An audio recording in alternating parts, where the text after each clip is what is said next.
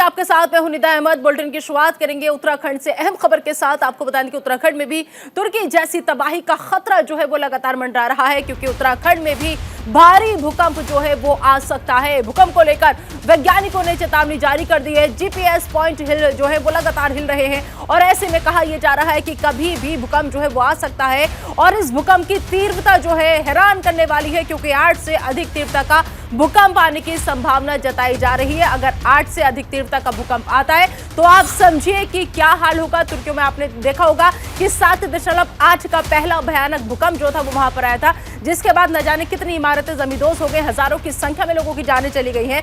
लेकिन यहां पर 8 तीव्रता के भूकंप आने की संभावना जो है वो जताई जा रही है। ऐसे में आप अंदाजा लगाइए कि क्या हाल होगा उत्तराखंड का, क्योंकि तुर्की और सीरिया में आए विनाशकारी भूकंप से भी बड़ा भूकंप जो है वो ये रहेगा। तो उत्तराखंड क्षेत्र में भी ये भूकंप जो है वो आने की आशंका जताई जा रही है। हालांकि वैज्ञानिकों की अगर हम बात करें तो वैज्ञानिक अभी इसके समय के बारे में ठीक से जानकारी जो है वो नहीं दे पा रहे हैं, लेकिन इसकी वार्निंग दे दी गई है। ये भूकंप कभी भी आ सकता है। वैज्ञानिकों का कहना है कि इसकी तीव्रता तुर्की में आए भूकंप से भी ज्यादा हो सकती है। राज्य के जोशीमठ समेत कई इलाके ऐसे हैं जहां पर लगातार भूधसाव का खतरा जो है वो अभी कम नहीं हुआ है, लेकिन ऐसे में ये चेतावनी जो है वो सबकी चिंता बढ़ाने वाली है।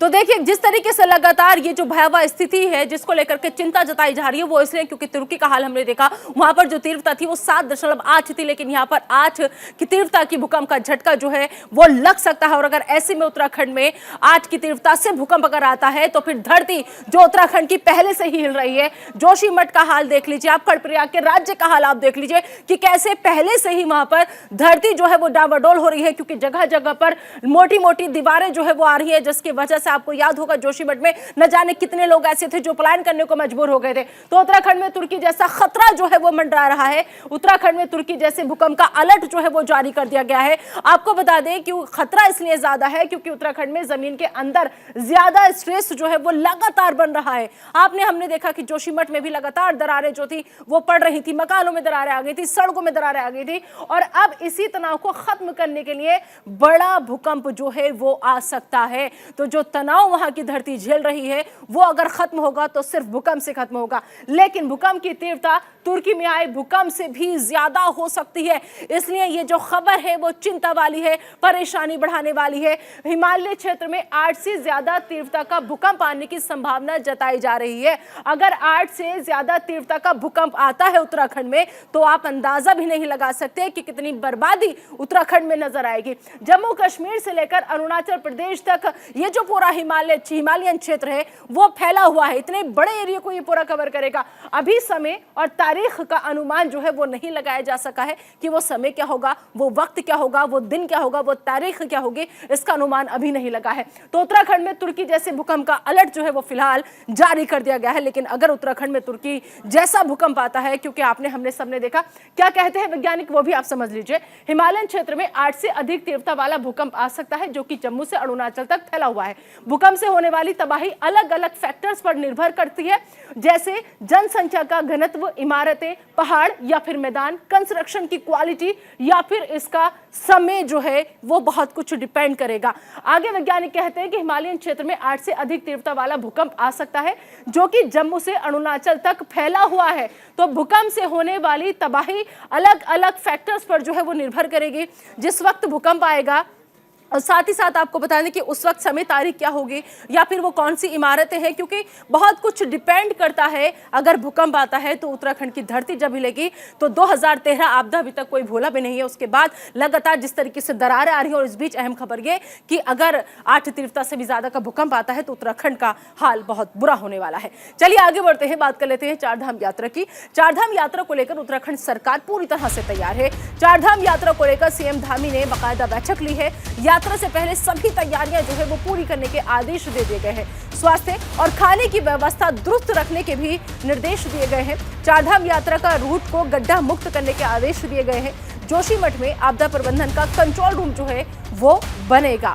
तो बता दें आपको कि यात्रा से पहले सभी तैयारियां पूरी करने के आदेश दिए जा रहे हैं। यात्रा रूट को गड्ढा मुक्त करने के आदेश दिए गए हैं। चारधाम यात्रा की कमियों को दूर करेंगे, ये दावा है सीएम का। बता दें आपको कि साथ ही साथ उन्होंने और भी कई बातें यहाँ पर कहीं है। और इस खबर पर ज्यादा बातचीत के लिए हमारे सहयोगी हितेश इस वक्त हमारे साथ जुड़ चुके हैं। हितेश, तैयारियां सरकार की तरफ से बहुत ज्यादा देखी भी जा रही हैं और दावे भी उत्तराखंड के मुख्यमंत्री की तरफ से बहुत किए जा रहे हैं, तो ऐसे में सवाल यह है कि गड्ढा मुक्त किया जाएगा, बहुत कम समय बचा है, कैसे सड़कों को गड्ढा मुक्त इतनी जल्दी कर लिया जाएगा, कैसी तैयारी फिलहाल आपको देखने को मिल रही है हितेश? बिल्कुल, देखिए आज सचिवालय में मुख्यमंत्री पुष्कर सिंह धामी ने तमाम बड़े जितने भी विभाग हैं, जो चार धाम यात्रा से जुड़े हुए विभाग है, चाहे वो स्वास्थ्य विभाग हो, चाहे वो पुलिस का विभाग हो। कल जिस तरीके से सचिवालय में यह बैठक हुई तो उसमें डीजीपी अशोक कुमार भी मौजूद थे, सतपाल महाराज जो की पर्यटन के कैबिनेट मंत्री है वो भी मौजूद थे, और स्वास्थ्य विभाग के तमाम अधिकारी और 20 से ज्यादा वरिष्ठ अधिकारी उत्तराखंड की उस बैठक में मौजूद थे। तो निर्णय ये लिया गया, क्योंकि जिस तरीके से चार धाम यात्रा में पिछले साल हमने देखा कि कई ऐसी इंसिडेंट देखने को मिले थे, कई ऐसी घटनाएं वहां पर हुई हैं, क्योंकि एविएशन की बात करें, क्योंकि हेलीकॉप्टर सेवाएं चार धाम यात्रा में सुचारू रूप से चलती हैं, तो एक हेलीकॉप्टर क्रैश हो गया था, तो उसी के लिहाज से उनकी फिटनेस सही हो, उसके भी निर्देश मुख्यमंत्री पुष्कर सिंह धामी ने दे दिए हैं। तो दूसरी तरफ फूड की तरफ बहुत बड़ा ध्यान मुख्यमंत्री ने दिया है कि खान पान का जो सिस्टम है वह भी बिल्कुल दुरुस्त किया जाएगा, वो भी सही किया जाएगा। दूसरी बात सड़कों को लेकर है, क्योंकि चार धाम यात्रा जिस सीमा से देश दुनिया से श्रद्धालु उत्तराखंड का रुख करेंगे,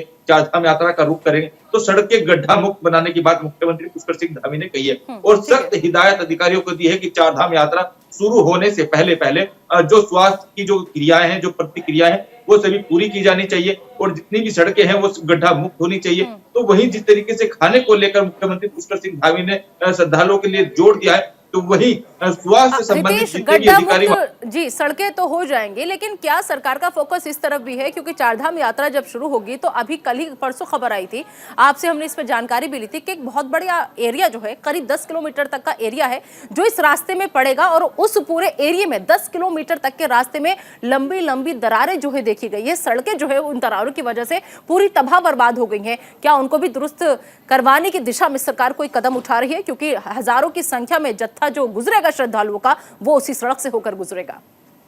जी बिल्कुल, देखिए जोशीमठ में इन्होंने अपना कंट्रोल रूम बनाया है, और जो वहाँ की जो सड़कें हैं चार धाम यात्रा से पहले उन सड़कों को बिल्कुल साफ सुथरा बना दिया जाएगा, सुदृढ़ बना दिया जाएगा, उनको सौंदर्यीकरण उनका करने का काम शुरू हो जाएगा। तो वहीं जिस तरीके से केदारनाथ यात्रा की अगर हम बात करें, क्योंकि वो भी जो रास्ता है 20 किलोमीटर का जो रास्ता बीच में जो पड़ता है, उसको भी बिल्कुल दुरुस्त करने की बात मुख्यमंत्री पुष्कर सिंह धामी ने साफ तौर पर अधिकारियों को कहा है। जी ठीक है हितेश, बिल्कुल आप बने रहिए हमारे साथ। आपको बता दें कि चारधाम यात्रा की कमियों को दूर करेंगे, ये कहना है उत्तराखंड के मुख्यमंत्री का।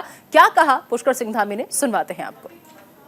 इस बार क्योंकि जो अनुमान है पिछले साल की यात्रा से भी ज़्यादा बड़ी यात्रा होने वाली है, इसलिए यात्रा से काफ़ी पहले हमने बैठकें शुरू कर दी हैं। जो पिछले वर्ष कुछ और जो काम होने चाहिए थे, जो और व्यवस्थाएँ होनी चाहिए थी, कहीं पर जो लोगों के सुझाव आए हैं या यात्रा में जो हम लोगों ने पिछली बार कमी देखी है, उसको लेकर आज सभी विभागों के साथ बैठक करी है, और हमारा ये बिल्कुल पक्का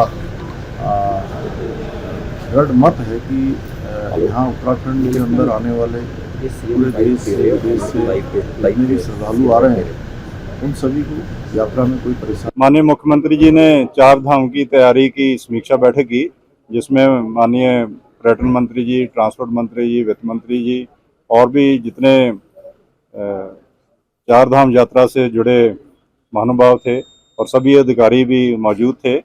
ये पहली बार है कि फरवरी के महीने में ही चार धाम की तैयारी की बैठक हुई है। पिछली बार भी आप जानते हैं कि 2 साल बाद यात्रा हुई थी और बहुत बड़ी संख्या में यात्री आए थे, और इस बार भी पूरा अनुमान है कि पिछले साल से भी ज़्यादा श्रद्धालु यात्री आएंगे। इसलिए हमें अच्छी यात्रा की तैयारी की ज़रूरत है, और उसमें कई नई व्यवस्थाएं की गई हैं। रजिस्ट्रेशन अभी खोल दिया गया है और रजिस्ट्रेशन कंपलसरी कर दिया गया है। मेरी तरफ से सभी राज्यों के मुख्य सचिवों को पत्र भी लिखा गया है कि वो भी अपने प्रदेश में प्रचार प्रसार कर दें। तो चलिए आगे बढ़ते हैं और अब बात कर लेते हैं यूकेपीएससी की मुख्य परीक्षा की। बता दें आपको कि यूकेपीएससी की मुख्य परीक्षा की तारीखों का ऐलान हो चुका है। 23 से 26 फरवरी तक पीसीएस की परीक्षा होगी। रोडवेज बसों में मुफ्त सफर कर सकेंगे अभ्यर्थी, क्योंकि प्रदेश के अंदर और बाहर मुफ्त सफर की सुविधा मिलेगी। सीएम के निर्देश पर परिवहन निगम ने आदेश जारी कर दिए हैं। रोडवेज बसों में मुफ्त सफर अभ्यर्थी जो है वो कर सकेंगे। प्रदेश के अंदर और बाहर मुफ्त सफर की सुविधा जो है वो मिलेगी। और अहम खबर इस वक्त की आपको हम बता रहे हैं कि यूकेपीएससी की मुख्य परीक्षा की तारीखों का ऐलान जो है वो हो चुका है। हितेश इस खबर पर लगातार बने हुए हैं हमारे साथ। इस खबर पर हितेश का हम रुख कर लेते हैं। हितेश, जिस तरीके से यूकेपीएससी की मुख्य परीक्षा की तारीखों का ऐलान हो गया, 23 से 26 फरवरी तक ये परीक्षा होनी है। ऐसे में रोडवेज बसों की तरफ से अभ्यर्थियों को ये तोहफा दिया गया है कि जो अभ्यर्थी हैं वो मुफ्त में बस की सेवा का आनंद उठा सकेंगे। ऐसे इसे अभ्यर्थी कैसे देख रहे हैं? जी बिल्कुल, देखिए जिस तरीके से पेपर लीक मामला सामने आया और लगातार अभ्यर्थियों पर जिस तरीके से लाठियाचार्ज हुई और उसके एवज में छात्रों की तरफ से जिस तरीके से पत्थरबाजी हुई, तो कहीं ना कहीं मुख्यमंत्री पुष्कर सिंह धामी ने बहुत ही सहनशीलता के साथ, बहुत ही धैर्य के साथ इन सब चीजों से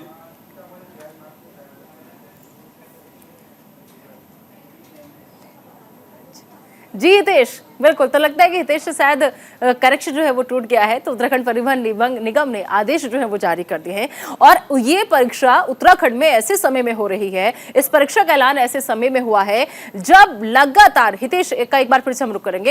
हितेश, जिस तरीके से लगातार पेपर लीक के कई मामले सामने आ चुके हैं, ऐसे में अब ये परीक्षा की तैयारी क्या उम्मीद करें कि सही से हो पाएगी या फिर से कोई पेपर लीक की खबर सामने जाएगी?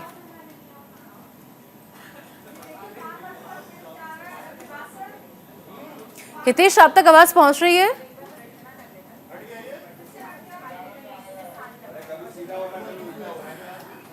तो चलिए, उत्तराखंड परिवहन निगम ने एक अहम आदेश जो है वो जारी किया है कि यूकेपीएससी की जो पीसीएस की मुख्य परीक्षा का ऐलान किया था, उसमें जितने भी परीक्षार्थी बैठेंगे, यहाँ पर आएंगे, उनको बस की सेवा फ्री दी जाएगी। चलिए बढ़ते हैं आगे, बात कर लेते हैं उत्तराखंड में पटवारी भर्ती परीक्षा और जेईई पेपर लीक मामले की। इसमें एसआईटी ने अब तक 20 से अधिक आरोपियों को गिरफ्तार कर वो जेल भेज चुकी है। आरोप है कि जेईई पेपर लीक मामले में निलंबित अधिकारी संजीव चतुर्वेदी ने 28 लाख रुपए देकर दूसरे अनुभाग अधिकारी संजीव कुमार की मदद से इसको लीक किया था। पेपर लीक कांड में गिरफ्तार हो चुके अनुभाग अधिकारी और उसकी पत्नी समेत 5 आरोपियों को एसआईटी ने जेल भेजा था। लेकिन अब बीजेपी के मंगलोर ग्रामीण मंडल के पूर्व अध्यक्ष 25,000 के इनामी संजय धारीवाल की तलाश में एसआईटी सरगर्मी से जुटी हुई है। एसआईटी अब जेल जा चुके पेपर लीक कांड में शामिल 3 आरोपियों को रिमांड पर लेने की तैयारी में है।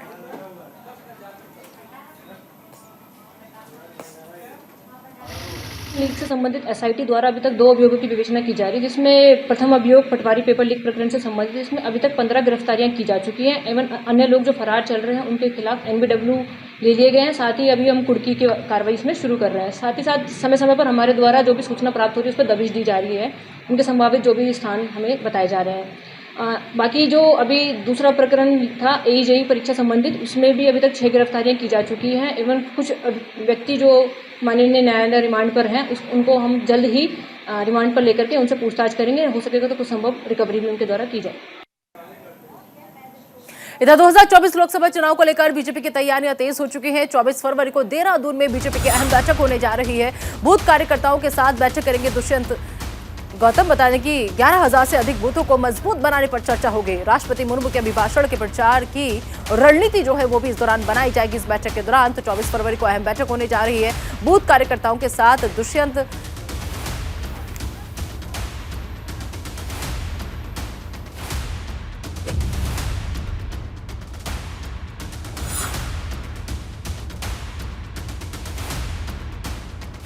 को लेकर बीजेपी की तैयारियां जो है वो तेज हो चुकी हैं। आपको बता दें कि 24 फरवरी को देहरादून में बीजेपी की एक अहम बैठक जो है वो होने जा रही है। दरअसल आपको बता दें कि बूथ कार्यकर्ताओं के साथ दुष्यंत गौतम जो है वो बैठक करेंगे। बैठक में आगे की रणनीति तय होगी। 11,000 से अधिक बूथ ऐसे हैं जिनको मजबूत बनाने पर इस बैठक के दौरान चर्चा की जाएगी। राष्ट्रपति मुर्मू के अभिभाषण के प्रचार की भी रणनीति इस बैठक के दौरान बनेगी। और तो साथ ही साथ 2024 लोकसभा चुनाव को लेकर बीजेपी लगातार तैयारियों में जुटी हुई है। जगह जगह पर बैठकों का सिलसिला जो है वो शुरू हो गया है। लिहाजा 24 फरवरी को देहरादून में भी बीजेपी की एक अहम बैठक जो है वो होने जा रही है और ये बैठक होगी बूथ कार्यकर्ताओं के साथ। मुख्यमंत्री पुष्कर सिंह धामी सरकार में बीजेपी के वरिष्ठ कार्यकर्ताओं में दायित्व का बंटवारा कर सकते हैं, क्योंकि दायित्व बंटवारे के लिए बीजेपी के वरिष्ठ कार्यकर्ताओं की सूची तैयार की जा रही है। उत्तराखंड बीजेपी के प्रदेश अध्यक्ष महेंद्र भट्ट का कहना है कि सरकार में दायित्व के लिए जल्द ही पार्टी नेताओं की सूची मुख्यमंत्री पुष्कर सिंह धामी को सौंपी जाएगी। उन्होंने होली से पहले दायित्व आवंटन की उम्मीद भी जताई है। जो लोग अंतिम चरण में है और हमारे प्रभारी 24-25 तारीख को दुष्यंत गौतम जी आ रहे हैं एक बार उनसे चर्चा के बाद, और मुझे लगता है बहुत जल्दी दायित्व जो प्रमुख कार्यकर्ताओं को वो दे दिए जाएंगे।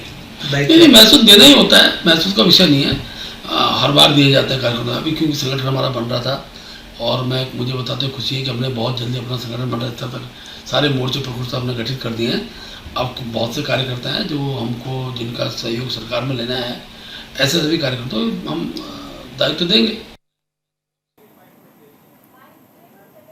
इस खबर पर ज्यादा बातचीत के लिए एक बार फिर से रुक करेंगे हमारे सहयोगी हितेश त्यागी का। हितेश लगातार हमारे साथ बने हुए। हितेश, जिस तरीके से एक बार फिर से कहा यह जा रहा है कि होली से पहले जो कार्यकर्ता हैं उनके दायित्वों का बंटवारा किया जाएगा, और किसी भी पार्टी के लिए सबसे मुश्किल भरा वक्त होता है, क्योंकि ऐसे में कई कार्यकर्ताओं की नाराजगी भी सामने आ जाती है। ऐसे में कई कार्यकर्ता ऐसे होते हैं जो खुश भी हो जाते हैं।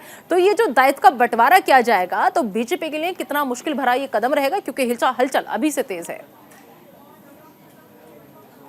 जो पदाधिकारी हैं, युवा पदाधिकारी हैं, किस तरीके से दर्जाधारियों को अब जिस तरीके से अब जो विभाग के द्वारा जो इनको बनाया जाएगा, राज्य मंत्री इनको बनाया जाएगा, लेकिन इसकी तैयारी जो है मुख्यमंत्री पुष्कर सिंह धामी ने पूरी कर ली है। और लगातार जिस तरीके से अभी दुष्यंत गौतम का जो दौरा है वो उत्तराखंड का होने वाला है। 24 फरवरी को दुष्यंत गौतम उत्तराखंड पहुंचेंगे, राजधानी देहरादून पहुंचेंगे, और वहां पहुंचकर वह सभी इन जो दर्जाधारियों को लेकर इनकी बैठक होगी। तो उसके बाद जिस तरीके से जो संगठन के महामंत्री है अजय कुमार, उनके बाद उनके सामने यह लिस्ट जाएगी, तो वही यह सब चीजें फाइनल करेंगे। लेकिन जिस तरीके से जो भी युवा, जिन लोगों को पिछली बार मौका नहीं मिला था, और वो उनकी बड़ी आस है, बड़ी उम्मीद है कि इस बार उनको शायद दर्जा प्राप्त मंत्री उनको यहाँ पर बनाया जा सकता है, विभागों का बंटवारा यहाँ पर हो सकता है। तो काफी सारे जो युवा हैं, जो बड़े लीडर है, जो युवा नेता है, उन्होंने संघ कार्यालय की या फिर बीजेपी मुख्यालय की परिक्रमा शुरू कर दी है। जी बिल्कुल ठीक है हितेश, बहुत बहुत शुक्रिया इस तमाम जानकारी के लिए आपका। और चलिए अब दरअसल आपको बता दें कि उत्तराखंड में मुख्यमंत्री के बहुत ढेर सारे कार्यक्रम है। इसी एक कार्यक्रम में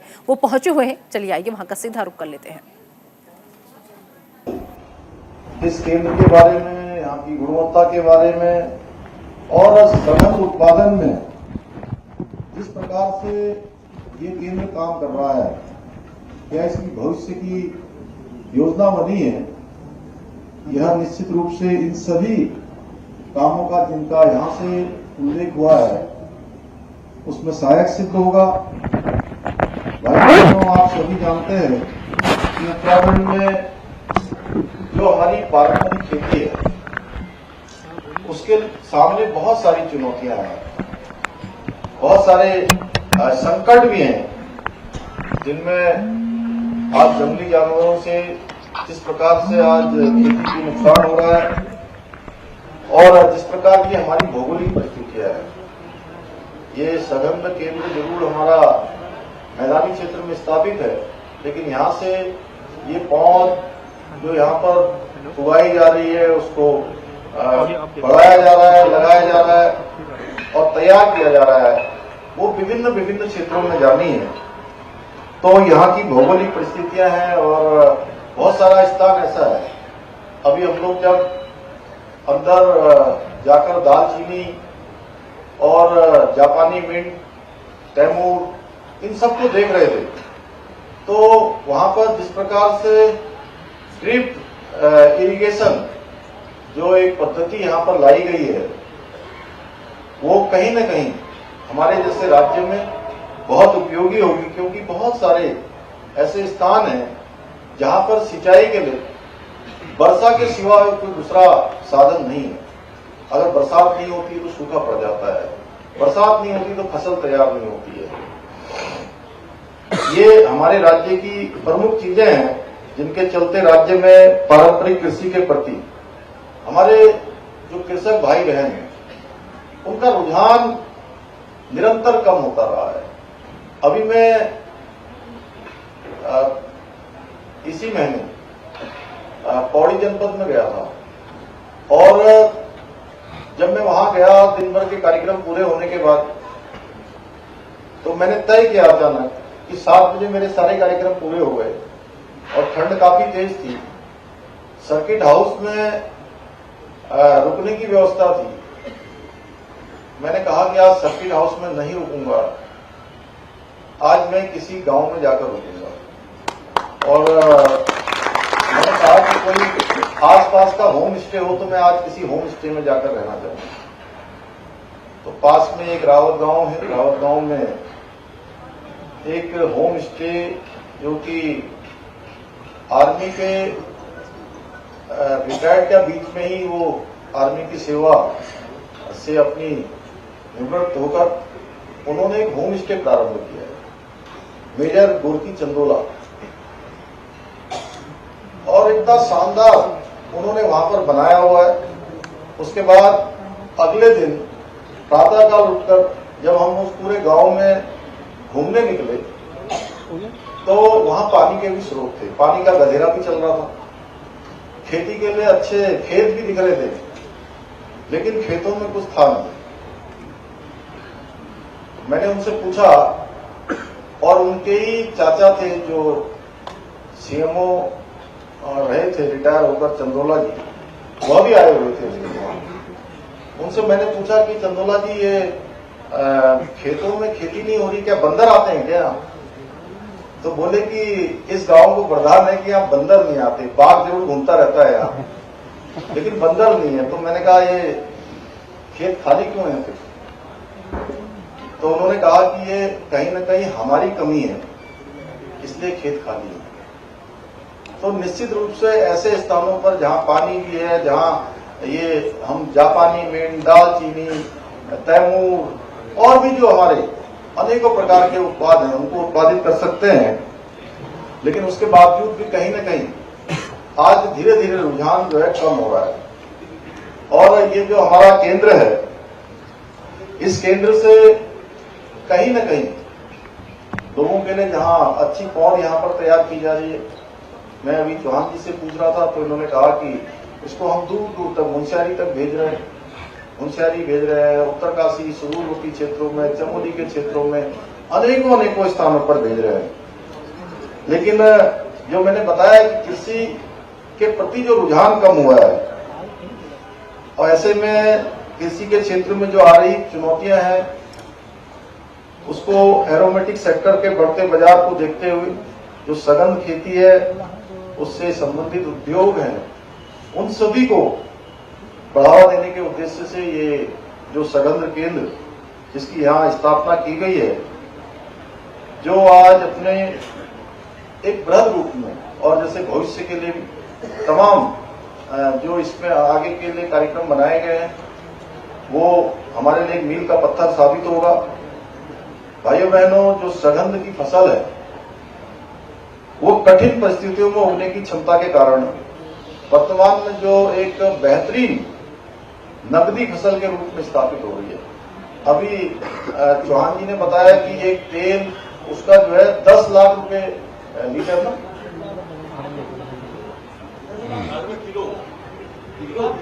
किलो 10 लाख रुपए किलो के हिसाब से बिकने वाला है।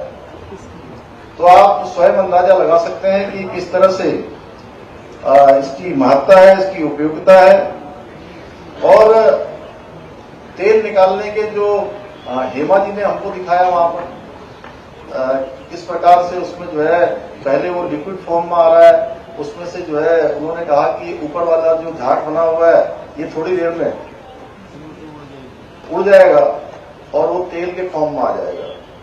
निश्चित रूप से ऐसा चमत्कार कोई कर सकता है तो ये टेक्नोलॉजी ही चमत्कार कर सकती है। जैसा हमारे भाई सहदेव जी ने कहा कि क्या था, जय किसान, जय जवान, जय किसान, जय विज्ञान, और प्रधानमंत्री जी ने उस पर जोड़ा है इस बार जय अनुसंधान। तो अनुसंधान के क्षेत्र में हम सब आगे बढ़ रहे हैं।